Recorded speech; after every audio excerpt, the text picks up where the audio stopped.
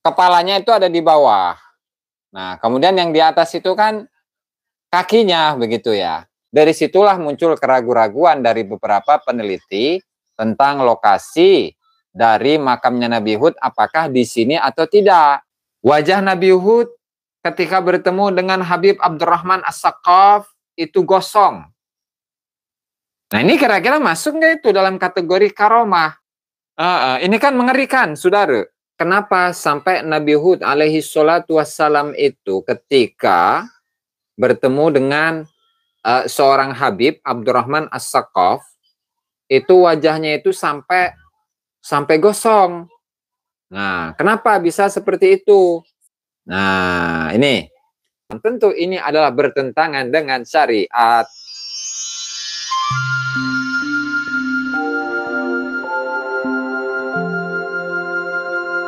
Yang akan kita bahas adalah mengenai Nabi Hud alaihi salatu wassalam yang merupakan salah seorang rasul, salah seorang utusan Allah Subhanahu wa ta'ala, di mana saat ditemui oleh seorang Habib, yaitu Habib Abdurrahman As-Saqqaf atau As-Saqqaf, itu dalam keadaan gosong ya wajahnya ya, subhanallah ini.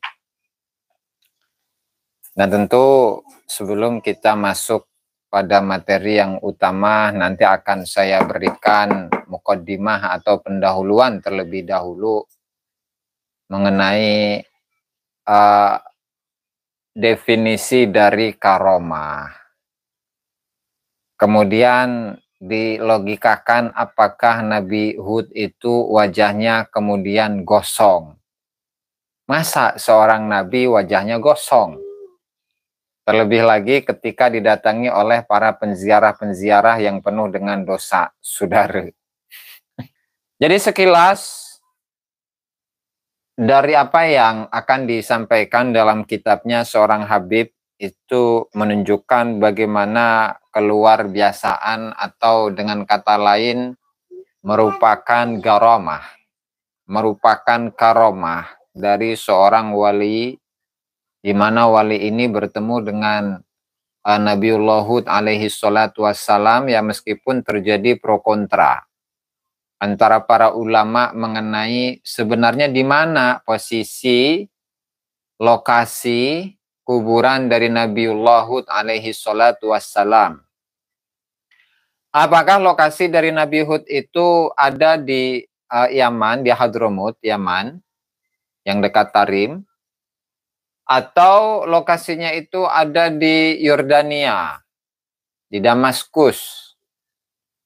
Karena memang kalau kita perhatikan ya dari statement yang disampaikan oleh para ulama, oleh para sejarawan mengenai posisinya Nabi Hud alaihi salatu wassalam itu cukup menjadi pro dan kontra. Sebagian ulama menyatakan bahwa makamnya itu ada di Yordania, dan sebagian yang lain lokasi makamnya Nabi Hud itu ada di Hadramut, ada di lembah Al-Ahqaf gitu.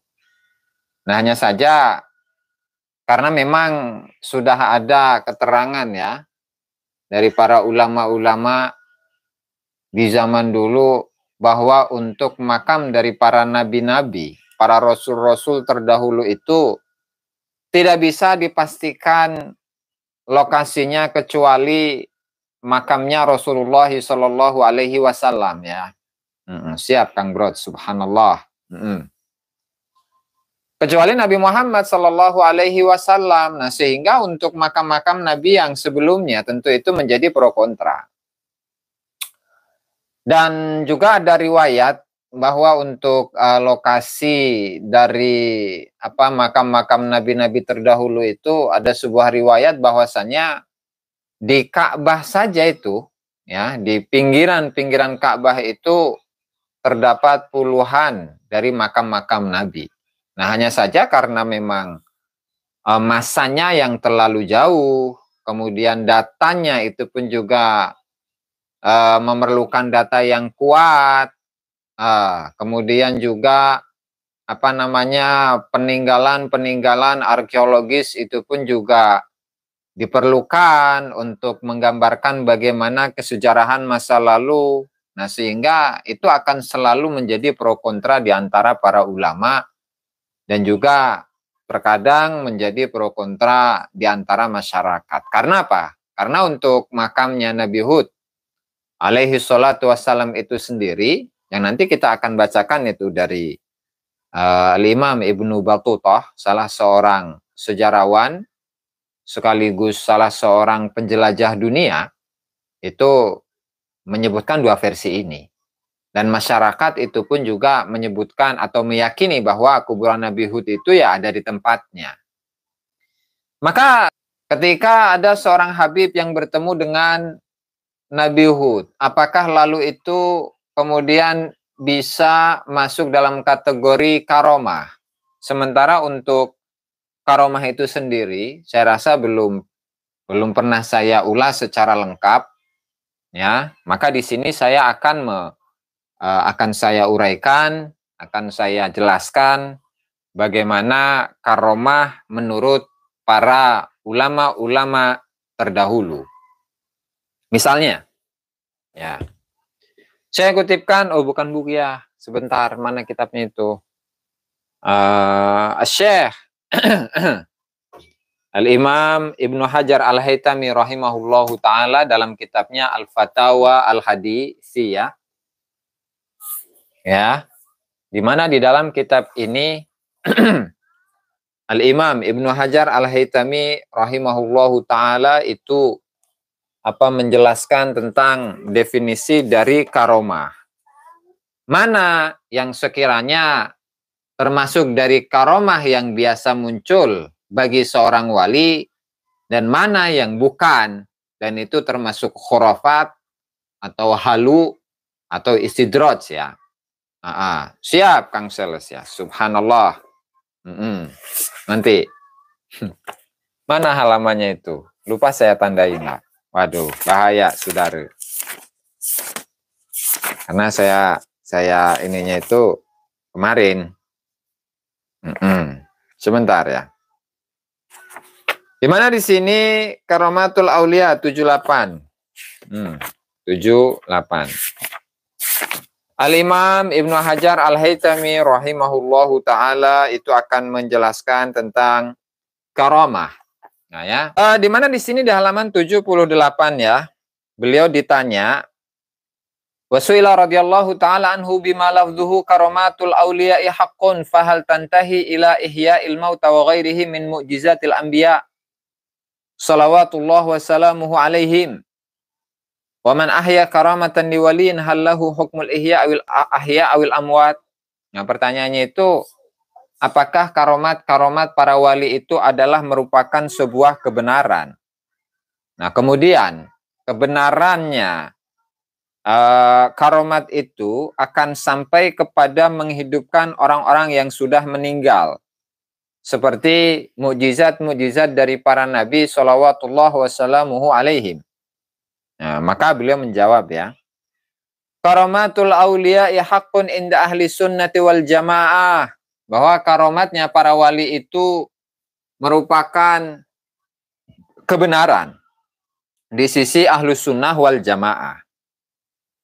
Khilafan lil makhadhil al mu'tazilah. Nah, hal ini bertentangan dengan orang-orang yang rendah, yaitu kalangan orang mu'tazilah. Oke. Kemudian innama angkara minha makana mu'jizatan. Sebentar. Li'annal wali. Nah, jadi karomah itu biasanya Allah Ta'ala berikan, Allah Ta'ala munculkan bagi seorang wali. Wali itu adalah kekasih Allah Subhanahu wa Ta'ala. Ya, yang namanya wali adalah seseorang yang mencintai Allah Subhanahu wa Ta'ala, yang di sini akan didefinisikan oleh beliau ya. Ya, di mana li'annal wali u'tiya dzalika bi barakati tibaihi lin Nabi sallallahu alaihi wasallam wa syarrafa wa karram, di mana wali itu sebentar, li'anna innama u'tiya dzalika bi barakati tibaihi. Jadi wali itu kenapa sih sampai wali mendapatkan karomah, diberi karomah oleh Allah Subhanahu wa taala ya lantaran wali ini adalah seseorang yang sangat mengikuti ittiba kepada Nabi Muhammad sallallahu alaihi wasallam. Dan karomah yang hakiki, karomah yang sebenarnya itu tidak akan muncul kecuali ketika seseorang itu mengajak untuk mengikuti Nabi Muhammad sallallahu alaihi wasallam. Ini satu catatannya. Artinya wali itu ya harus mengikuti Rasulullah. Gerak-geriknya, tingkah lakunya, ucapannya, perbuatannya, akhlaknya, itu wali. Satu tuh, baru satu ya. Kemudian yang kedua itu bari'an min kulli bid'atin. Yang kedua, di mana seorang wali itu yang diberi karomah oleh Allah Subhanahu wa taala, dia harus sepi, harus kosong, harus jauh dari segala macam kebid'ahan. Bid'ah ya. Sesuatu yang bertentangan dengan agama. Sesuatu yang bertentangan tentang dasar-dasar agama. Seperti apa misalkan? Oh, kalian itu harus memuliakan saya. Dan kalau tidak memuliakan saya, karena saya ini adalah dzurriyyah Rasul, maka kalian itu akan sesat. Barang siapa yang mengikuti Al-Quran, tetapi tidak mengikuti Habib, maka dia akan sesat. Nah, itu bisa tuh masuk dalam kategori bid'ah. Bid'ah ya. Satu. Selanjutnya, wanhirafin an syariatin Nabi Muhammad sallallahu alaihi wasallam. Kemudian tidak ada pelencengan di sana. Tidak ada pelencengan terhadap syariat. Lalu bagaimana dengan sesuatu yang melenceng dalam hal syariat? Misalkan yang dikatakan sebagai sebuah garomah. Ya. Al-Faqih, Al-Muqaddam, Muhammad bin Ali, Ba'alawi.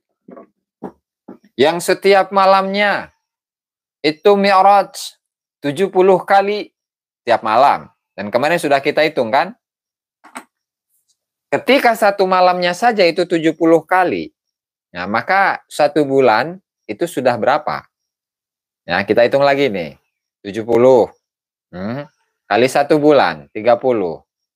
Dalam satu bulan, mi'rajnya itu sudah 2100 kali. Satu bulan tuh.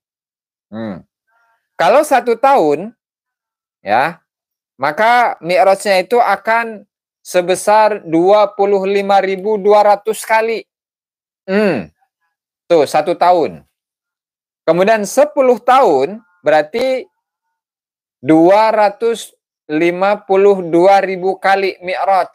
Subhanallah. Ini kira-kira bertentangan dengan syariat atau tidak, saudara? Masallah. Siap Kang Lang Jawa ya. Dan juga yang lainnya lah. Ya bertentangan. Dalam setahun saja mi'rajnya itu 25.000 kali. 25.200 kali dalam setahun itu. Dalam 10 tahun berarti 252.000 kali. Sementara Rasulullah yang merupakan afdalul makhlukat, paling utama-utamanya makhluk, afdalun nas ajmain, sebaik-baik manusia, itu hanya sekali seumur hidup, saudara. Nah ini melebihi Rasulullah. 252.000 kali dalam setahun. Ya kan? Dalam 10 tahun, maaf ya. Kalau dalam setahun itu 25.200 kali. Subhanallah. Nah, sementara kalau dikaitkan dengan ini tadi itu ya, bahwasanya karomah itu tidak akan muncul kecuali ketika seseorang itu mengikuti ittiba, mengikuti sebenar-benarnya kepada Rasulullah Shallallahu Alaihi Wasallam. Satu catatannya. Kemudian yang kedua itu dia kosong dari segala macam bid'ah. Kemudian yang ketiga itu tidak ada pelencengan terhadap syariat. Nah itu baru dikatakan sebagai karomah. Nah lalu seperti ini misalkan yang akan kita bahas nanti ya. Wajah Nabi Hud ketika bertemu dengan Habib Abdurrahman As-Saqqaf itu gosong. Nah ini kira-kira masuk nggak itu dalam kategori karomah? Jadi bisa melihat wajahnya seorang nabi dan wajahnya nabi itu dalam keadaan gosong. Ini kan mengerikan, saudara. Tentu tidak sesuai lah dengan ini ya. Tidak sesuai dengan keterangan yang disampaikan oleh Al-Imam Ibnu Hajar Al-Haytami rahimahullahu ta'ala. Subhanallah ini. Ya, masalah, mengerikan, saudara. Oke, ini baru satu kitab. Kemudian dalam data yang lain, misalkan bukunya Hadratus Syekh Kiai Haji Hasyim Asy'ari, beliau itu memiliki sebuah tulisan yang dimuat di majalah yang sekitar tahun 1940-an itu. Ya, sebentar. Saya lagi nyari ini. Masyaallah. Tadi sudah saya siapkan. Di mana beliau dalam tulisannya itu ya mengulas, membahas tentang mendefinisikan apa itu wali, apa itu karomah, kemudian bagaimana kriteria dari seorang wali, dan bagaimana ketika seorang wali itu ya dia dikatakan atau di framing sebagai seorang wali, kemudian dia bertentangan dengan syariah. Apalagi yang kemarin itu ada seorang wali, kemudian dia itu memegang nenen perempuan yang ada di jalan. Masa yang kayak gitu wali, saudara? Masa yang begitu adalah dianggap, diyakini sebagai seorang wali? Nah, tentu sangat jauh.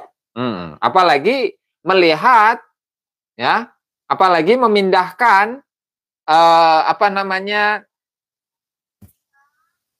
kehamilan atau memindahkan janin dari istri yang muda ke istri yang tua, balik dari istri yang tua kepada istri yang muda.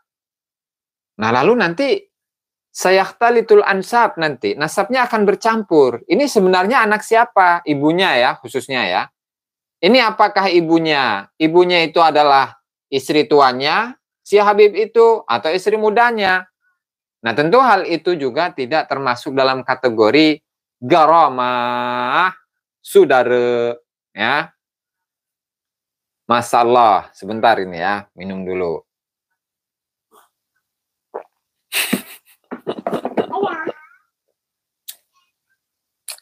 Ini ada suatu majalah yang berjudul Panji Masyarakat ya. Panji Masyarakat. Tahun berapa ini? 60 ya. 1260. Oke. Syekh Haji Muhammad Hasyim Asy'ari. Nah, di situ ada beberapa pembahasan itu. Apakah syarat penamaan seseorang disebut wali sebenarnya? Nih, pertanyaannya ya. Oke. Maka beliau menjawab, syarat penamaan wali ialah amaliyahnya dalam pengabdian kepada Allah, baik hak Allah maupun hak sesama, dengan menjaga dan tunduk pada perintah dan larangan Allah. Nah, ini lebih simpel ini. Apa yang disebutkan oleh Hadratus Syekh Kiai Haji Hasyim Asy'ari, beliau menggambarkan kriteria dari seorang wali itu adalah dia mengabdikan diri kepada Allah Subhanahu wa Ta'ala. Baik hak-hak yang berkaitan dengan Allah, hak-hak yang berkaitan dengan manusia, serta menjaga dan tunduk pada perintah dan larangan Allah. Nah, itulah pengertian dari wali menurut Hadratus Syekh Kiai Haji Hasyim Asy'ari. Lalu kemudian, ketika seseorang itu digelari sebagai wali dan kecintaannya sangat tinggi kepada Allah Subhanahu wa Ta'ala, sudah totalitas. Lalu kemudian dihadapkan kepada dirinya mengenai nasabnya yang tidak bersambung kepada Rasulullah, padahal sebelumnya dia meyakini dirinya ini adalah turunan Rasulullah.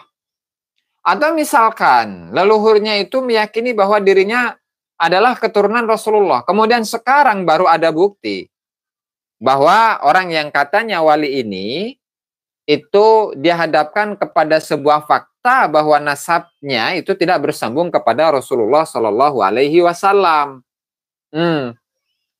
Maka bagaimana? Dilihat, tinggal lihat sikapnya. Kalau memang kecintaannya kepada Allah Subhanahu wa taala itu adalah luar biasa dan kemudian dia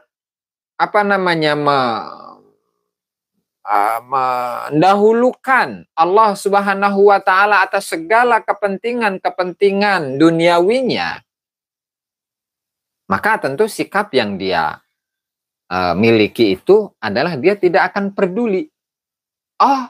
Dan justru dia akan mengaku, oh ya, berarti saya memang bukan turunan Rasulullah. Berarti yang diyakini oleh leluhur-leluhur saya itu adalah sebuah kesalahan. Nah, jadi begitu. Kalau memang dia itu adalah seorang wali di sisi Allah Subhanahu wa taala. Karena apa? Karena itu kaitannya adalah dengan pengabdian diri kepada Allah, baik yang hak Allah maupun hak sesama, menjaga perintah dan larangan. Artinya dia tidak akan menerobos sebuah hadis, man intasaba ila ghairi abihi fal jannatu alaihi haram. Barang siapa yang memiliki nasab tidak kepada bapaknya, maka surga itu diharamkan kepada dirinya. Nah, kalau memang wali, maka dia akan, akan dengan lapang dada menerima fakta yang disampaikan pada hari-hari ini, pada masa-masa ini, pada tahun-tahun ini. Salamul lail. Siap. Nah, ini yang disampaikan ini oleh Hadratus Syekh Kiai Haji Hasyim Asy'ari. Ya. Oleh Hadratus Syekh Kiai Haji Hasyim Asy'ari tentang definisi seorang waliullah. Gitu. Apa syaratnya? Kemudian ada beberapa syarat. Syarat wali haruslah ia mahfud seperti halnya Nabi itu maksum. Komentar Risalah Kusyairiyah sebagai berikut. Syarat-syarat wali antara lain haruslah ia dijaga Allah dari berbuat maksiat. Seperti halnya Nabi dijaga betul dari berbuat maksiat. Itu ya. Mahfud diartikan bahwa wali itu dijaga dari berbuat maksiat terus-menerus. Kalaupun ia berbuat salah, lekaslah dia diberi ilham mau bertaubat dan kembali kepada kebenaran. Ya, jadi kalau memang dia itu maksa, ngotot, saya ini adalah keturunan Nabi, kenapa? Karena nasab saya ini sudah diisbat oleh ratusan ulama, sudah diakui oleh ulama-ulama besar, Al-Imam Ibnu Hajar Al-Haytami, Syamsuddin As-Sakhawi, Abdullah bin Ahmad Al-Hijazi bin Hijazi Asy-Syarqawi ya. Kemudian Al-Hafidh Muhammad Murtada Az-Zabidi dan seterusnya. Dan sehingga ya nggak bisa dong menyatakan bahwa nasab saya ini batal, nggak bisa. Nah, justru ketika dia melakukan perbuatan seperti ini, itu diragukan kewaliannya, saudara. Ya, begitu. Oke, itu baru tentang garomah. Sesuai dengan apa yang disampaikan oleh Al-Imam Ibnu Hajar Al-Haytami dalam kitabnya Al-Fatawa Al-Hadithiyah, kemudian juga yang disampaikan oleh Hadratus Syekh Kiai Haji Hasyim Asy'ari ya di dalam sebuah majalah yang berjudul Panji Masyarakat dengan mengutip dari kitab Ar-Risalah Al-Kusyairiyah. Saudara. Terus. Lalu bagaimana dengan karomah-karomah itu? Garomah-garomah itu yang ada di dalam kitab-kitabnya Habib. Bertemu dengan Nabi Hud. Kemudian wajahnya Nabi Hud itu menjadi hitam. Nah, coba kita lihat. Bagaimana yang disampaikan di dalam kitabnya seorang Habib ya ketika bertemu dengan Nabi Hud alaihi salatu wassalam. Sebentar, saudara. Nah, ini ada di dalam sebuah kitab yang berjudul Ziyaratu Nabiyillahu alaihi salatu wassalam.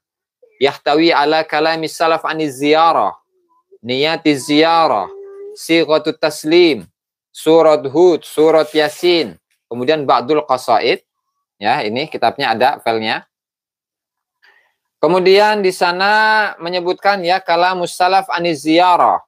Nah, ini di halaman 5. Wa min kalamil Habib Alwi bin Idrus bin Syihab nafa'anallahu bihi. Man zarahu dan wa aqama indahu arba'ata ayyam. Albasahullahu hullatan batinah. Barang siapa yang menziarahi Nabi Hud. Barang siapa yang menziarahi Hud. Ya, maksudnya makam Nabi Hud ini. Dan tinggal selama 4 hari. Maka Allah Subhanahu wa ta'ala akan memberikan pakaian. Hullah ya, pakaian. Atau perhiasan, pakaian yang luar biasa, pakaian yang mewah, tapi batinah. Yang sifatnya itu adalah batin. Jadi silahkan ziarah teman-teman ya, silahkan ziarah. Kemudian waqala ba'dul akabir man zarahud walau lil fudul yaghfirullahu dzunubah. Subhanallah. Barang siapa yang menziarahi Nabi Hud meskipun hanya apa namanya itu fudul itu bahasa kerennya itu, meskipun ziarahnya itu hanya sekedar iseng, tidak memiliki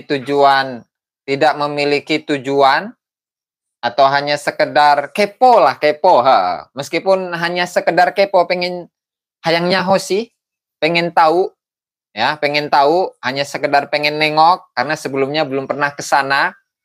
Nah, itu langsung Allah Ta'ala itu akan mengampuni dosa-dosanya.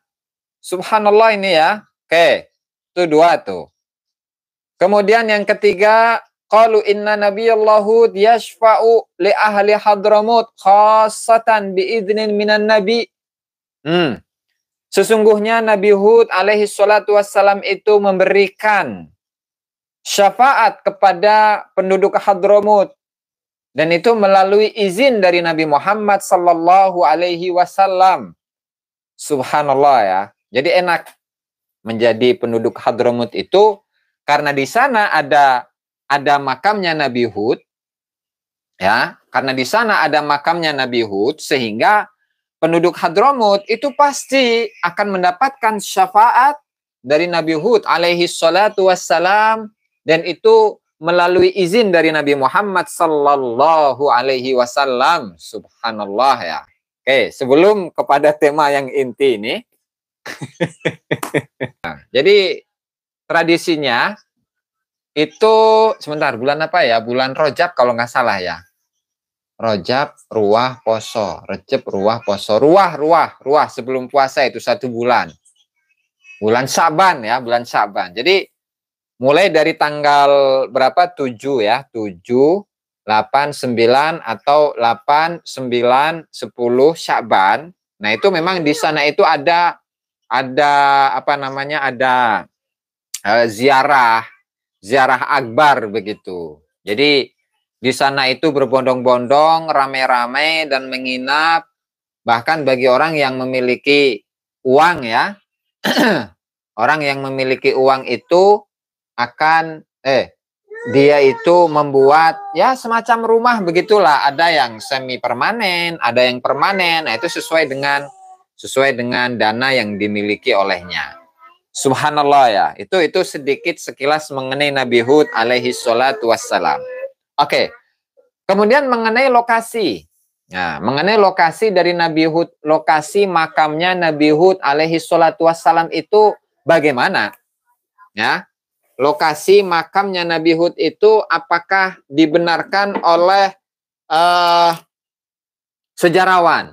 Nah, di sini saya menggunakan salah satu referensi dari kalangan para ulama, ya. Di antaranya itu adalah Al-Imam Ibnu Battutah yang meninggal pada tahun 779 Hijriah. Nah, di mana ketika makamnya atau beliau ini Imam Ibnu Battutah mengulas tentang makamnya Nabi Hud alaihi salatu wassalam itu menyebutkan dua versi. Versi yang pertama itu ada di Masjid Jami' Bani Umayyah yang ada di Damaskus. Kemudian yang kedua itu ada di Hadramut. Nah, kita baca kedua-duanya dan bagaimana kita memahami statement yang disampaikan oleh Imam Ibnu Battutah dalam kitabnya ini. Kemudian juga kita lihat bagaimana kritik yang disampaikan oleh Habib Abdurrahman bin Ubaidillah As-Saqaf dalam kitabnya Idamul Qud fi Dzikri Buldan Hadramut. Oke. Kita lanjut. Khabar Jami' Bani Umayyah, ya. Khabar Jami' Bani Umayyah, informasi mengenai Masjid Jami' Bani Umayyah, ya. Oke. Dan dikatakan bahwa untuk tembok yang mengarah kepada kiblat, berarti selatan, ya, selatan, karena untuk lokasi masjid Damaskus ini, Masjid Bani Umayyah itu ngadepnya itu ke selatan, berarti tembok yang ada di selatan pengimaman. Itu katanya yang membangunnya itu adalah Nabi Hud alaihi salatu wassalam, dan juga kuburannya Nabi Hud itu ada di Masjid Jami' Bani Umayyah, saudara. Nah, kemudian saya melihat, ya, di dekat kota Dhofar di Yaman ada sebuah tempat yang namanya itu Al-Ahqaf, Al-Ahqaf. Kalau orang Hadramut ngomongnya seperti itu, ya.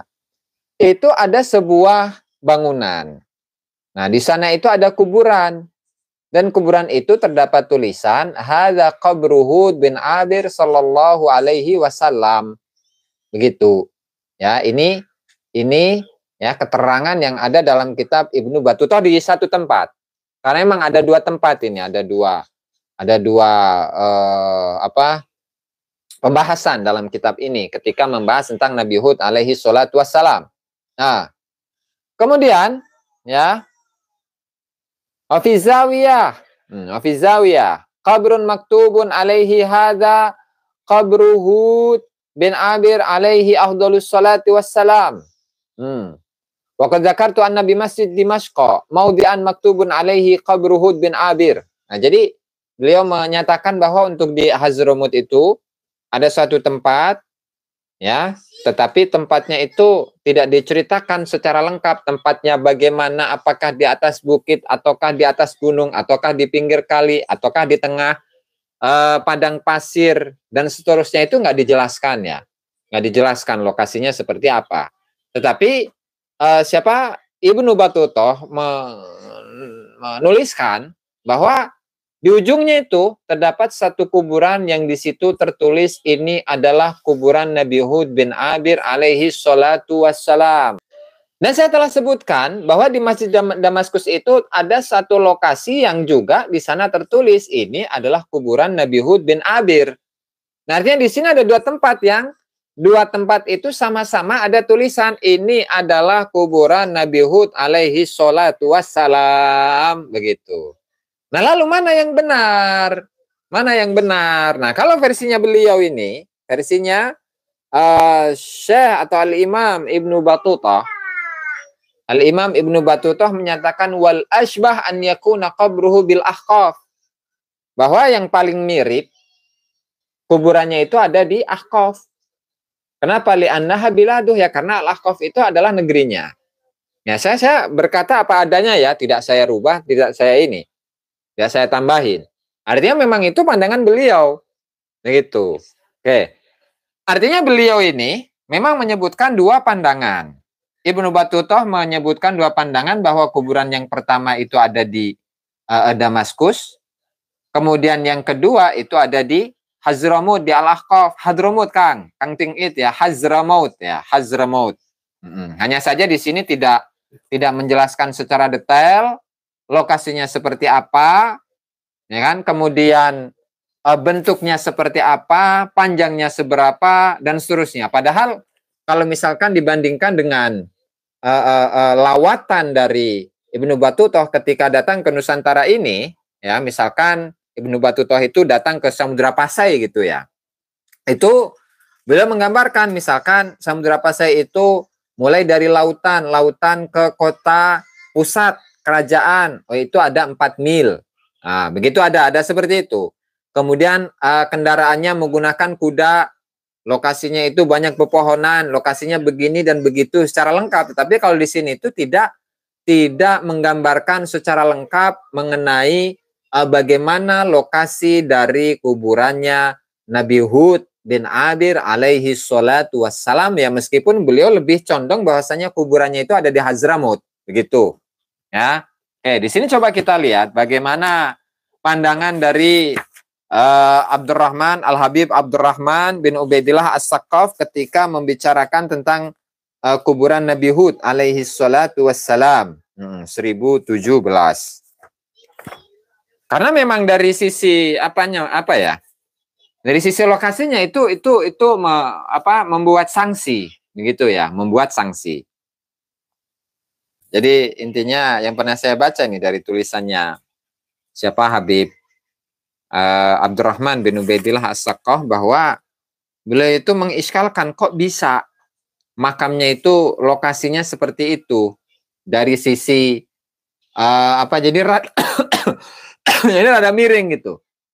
Panjangnya kurang lebih ada berapa meter ya? 30 sampai 50 meter itu ada. Kemudian dari sisi lokasinya itu miring begitu. Jadi rada iskal. Sebentar. Untuk menunjukkan bahwa makamnya Nabi Hud itu bermasalah. Artinya lokasinya ya, lokasi yang seperti itu rumit. Ada iskal. Ada kejanggalan lah ya.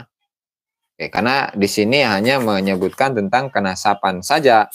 Apakah keturunannya itu dari Qahtan, kemudian Himyar, dan seterusnya ya. Oke, coba sebentar. Kalau memang ada nanti saya inikan. Kalau memang enggak, ya sudah nanti di ini.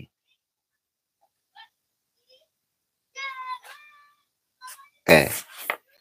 Jadi coba saya bukakan lokasi atau foto dari makamnya Nabi Hud alaihi salatu wassalam ya. Agar teman-teman itu bisa bisa melihat, menyaksikan ya. Bagaimana makamnya Nabi Hud yang ada di Hazramaut.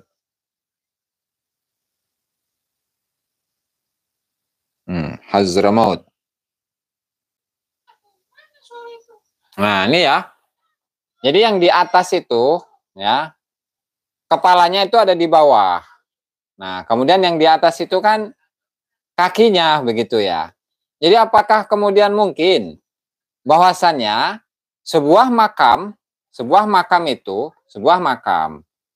kok tidak rata, tetapi justru kakinya yang ke atas begitu tuh. Kakinya yang di atas, kepalanya di bawah. Ini ya, kelihatan ya. Nah, begitu, jumplang.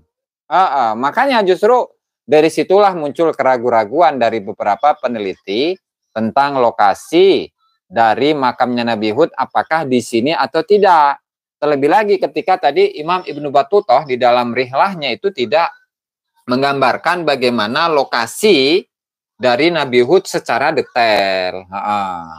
Jumplang, kepalanya di bawah, kakinya di atas, dan itu gunung kan? Sebelahnya itu gunung itu, teman-teman. Sebelahnya itu gunung.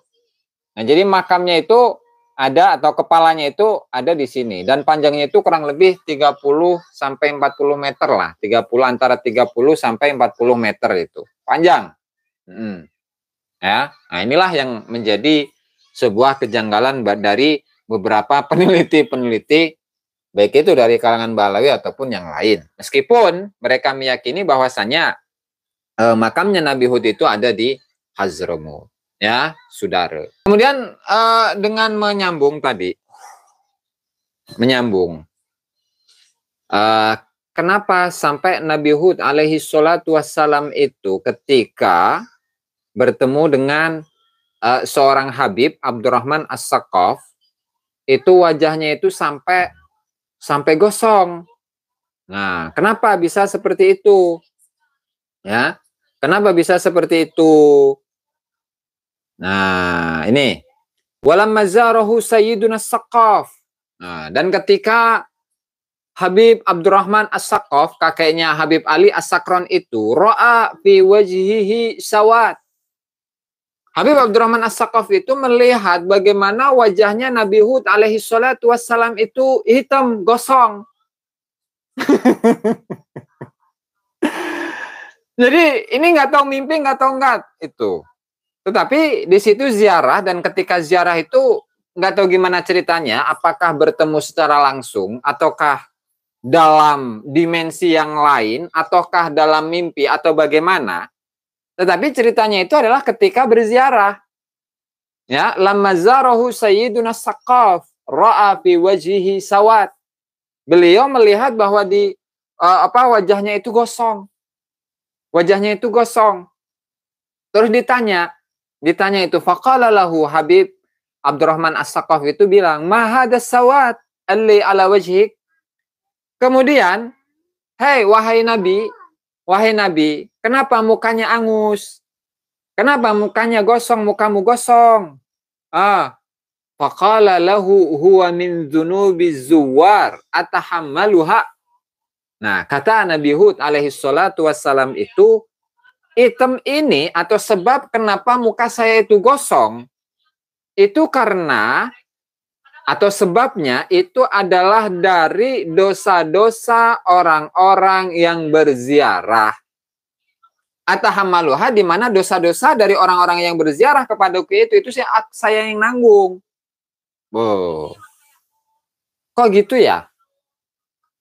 Berarti ketika kita itu ziarah ke Nabi Muhammad Sallallahu Alaihi Wasallam, maka apakah kemudian wajahnya Rasulullah itu akan menjadi gosong lantaran banyaknya dosa yang kita miliki? Mengerikan kan, saudara? Subhanallah, siap Kang Muhammad Agus. Mengerikan. Nah, sementara dalam hadis, dalam ayat Al-Quran, alla tazira waziratun wizra ukhra, di mana dosa dari satu orang itu nggak mungkin ditanggung oleh dosanya orang lain. Seseorang yang berdosa tidak mungkin dia itu ditanggung dosanya oleh orang lain. Bagaimana artinya? Imam Ibnu Katsir mengatakan kullu nafsin zalamat nafsaha bikufrin au syai'in minadz-dzunub fa innama 'alaiha wizruha. Setiap orang yang melakukan kezoliman kepada dirinya sendiri, baik itu dia melakukan kekufuran atau segala macam dosa, maka dosanya sendiri, maka dia sendirilah yang akan menanggung dosa tersebut.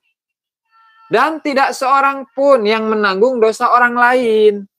Bahkan Rasulullah Shallallahu Alaihi Wasallam mengatakan, ya Fatimah binta Muhammad, ya, angkidhi nafsaki minan nar. Kata Rasulullah itu berkata kepada putrinya sendiri, Sayyidah Fatimah Zahra, wahai Fatimah, la ugni anki minallahi syai'a. Saya itu tidak bisa menolongmu. Saya tidak bisa menanggungmu. La ugni anki minallahi syai'a. Artinya saya tidak bisa KKN. Karena kamu adalah anak saya, kemudian saya itu dekat di sisi Allah Subhanahu wa Ta'ala, kemudian kamu itu langsung bisa selamat. Atau juga anak turunmu itu akan menjadi orang-orang yang selamat, jadi anti neraka begitu. Anti hisab, anti neraka. Nggak ada ceritanya. Rasulullah saja itu mengatakan, ya Fatimah binta Muhammad, angkidhi nafsaki minan nar, tolonglah dirimu sendiri dari neraka. Fa inni la ugni anki minallahi syai'a, saya itu tidak bisa KKN di sisi Allah Subhanahu wa Ta'ala. Rasulullah saja begitu kepada putrinya. Bagaimana dengan orang lain? Apalagi dengan ini, ada seorang Habib yang ketika dia berziarah kepada Nabi Hud alaihi salatu wassalam, Ya, kemudian menemukan bahwa wajahnya Nabi Hud itu menjadi gosong. Kenapa gosong? Ya ya, karena dosa-dosa dari orang-orang yang menziarahi Nabi Hud alaihi salatu wassalam. Tentu ini adalah bertentangan dengan syariat. Alla tazira waziratun wizra ukhra. Gitu dalam ayatnya. Dalam hadis tadi, ya Fatimah binti Muhammad la ugni anki minallahi syai'a anki di nafsaki minan nar. Nah ini kok bisa begitu loh. Lalu apakah kemudian ini masuk dalam kategori garomah? Lantaran karena bisa berkomunikasi dengan Nabi Hud alaihi salatu wassalam. Khawariqul ada. Subhanallah.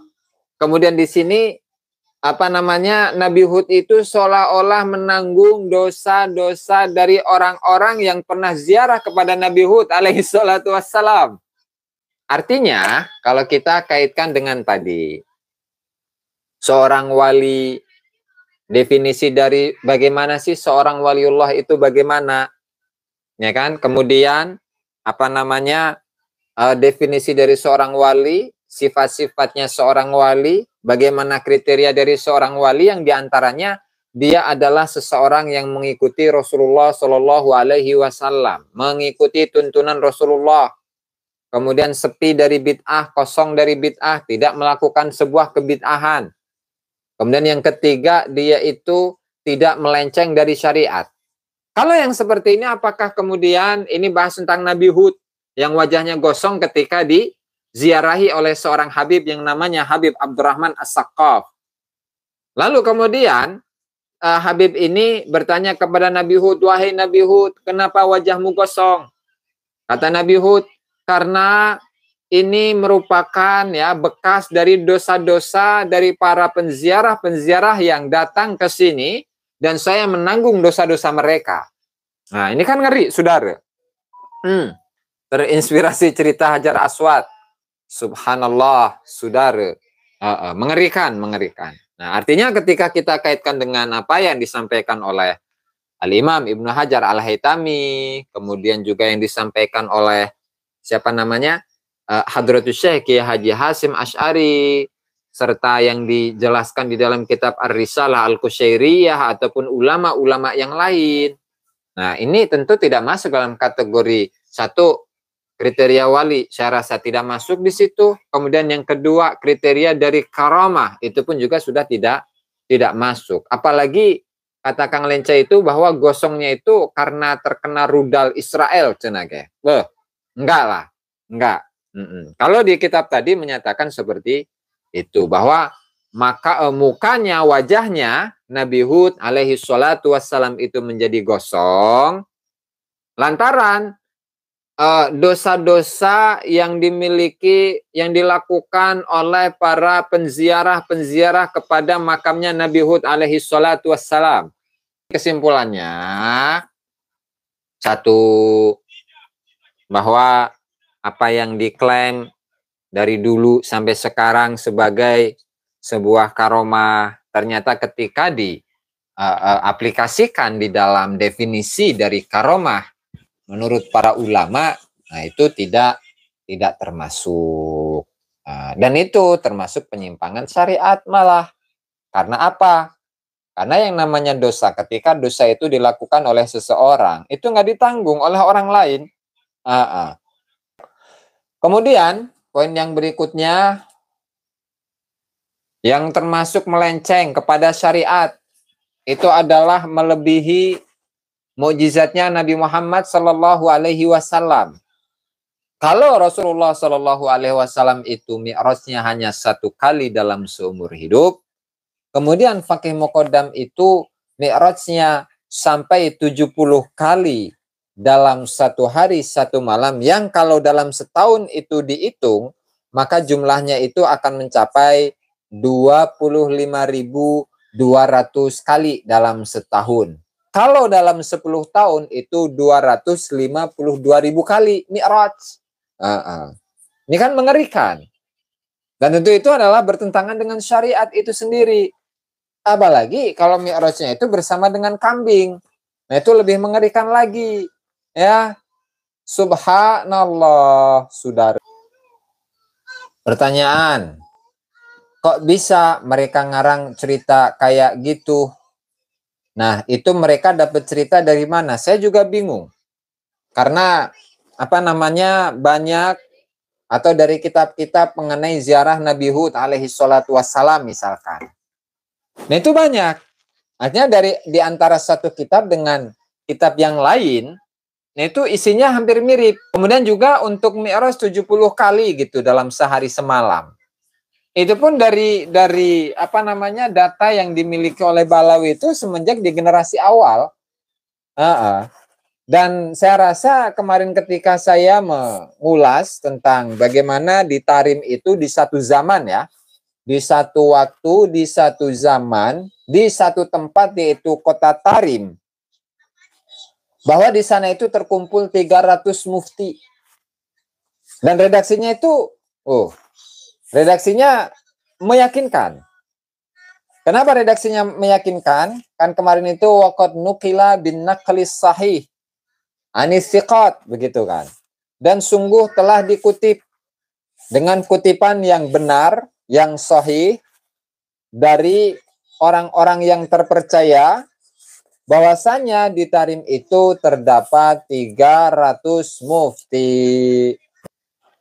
Artinya dengan redaksi-redaksi yang seperti itu, ketika kita kurang teliti dengan apa yang dituliskan di dalam kitab ini, ya kita akan mudah tertipu. Kita akan mudah tertipu. Kenapa tertipu? Ya iyalah, kan framingnya begini. Oh, ini yang nulis adalah seorang wali. Pasti yang disampaikan itu adalah benar dan tidak mungkin berdusta. Ya.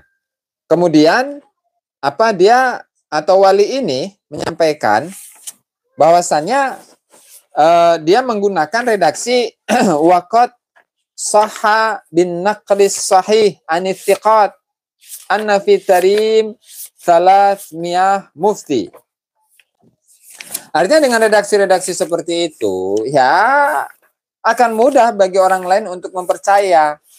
Nah, ketika tidak diverifikasi, ketika statement tersebut tidak diverifikasi akan kebenarannya, apakah redaksi itu benar ataukah redaksi itu salah, ya maka orang lain itu akan mudah tertipu.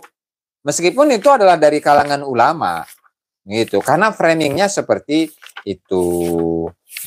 Saudara. Oh ini 117. Nah, ini. Waqad sahha bin naqlis sahih. Waqad sahha bin naqlis sahihi anithiqat. Sungguh telah sah benar dengan pengutipan yang benar dari orang-orang yang terpercaya bahwasannya berkumpul di Tarim di satu zaman 300 mufti dan saf pertama dalam sholat Jumat semuanya adalah ahli fikih.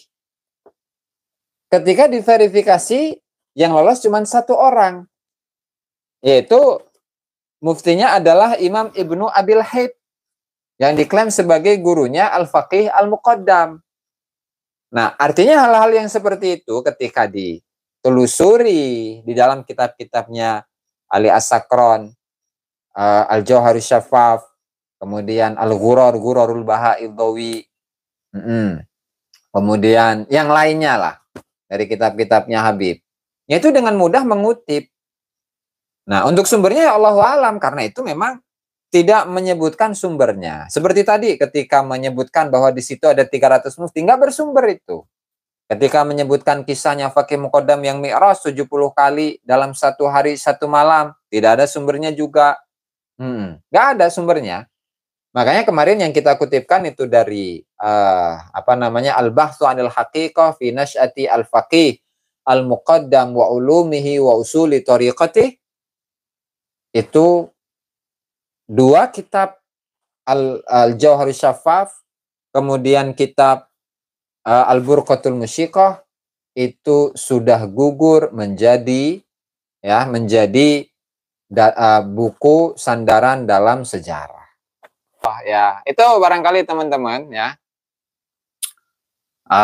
Kajian kita pada malam hari ini mudah-mudahan bermanfaat untuk kita semua, dan semoga kita semua menambah wawasan ya. Dan sebelum kita tutup, mari kita doakan seluruh umat Islam ya. Allahumma ighfir ummat Sayyidina Muhammad, Allahumma aslih ummat Sayyidina Muhammad, Allahumma ansur ummat Sayyidina Muhammad, Allahumma jbur ummat Sayyidina Muhammad, Allahumma farrij an ummati Sayyidina Muhammad, wa sallallahu ala Sayyidina Muhammad wa ala alihi wa sahbihi wa salam. Alhamdulillahi rabbil alamin. Barangkali itu saja teman-teman yang dapat saya sampaikan dari kajian kita pada malam hari ini. Semoga menambah wawasan, menambah pengetahuan, menambah agar teman-teman semuanya ini cerdas semuanya. Oke, terima kasih Kang Gunes, apa Mbak Gunes itu ya. Dan saya ucapkan mohon maaf yang sebesar-besarnya jika ada kata-kata yang kurang berkenan. Wallahul muwaffiq ila aqwamit thoriq. Wassalamualaikum warahmatullahi wabarakatuh.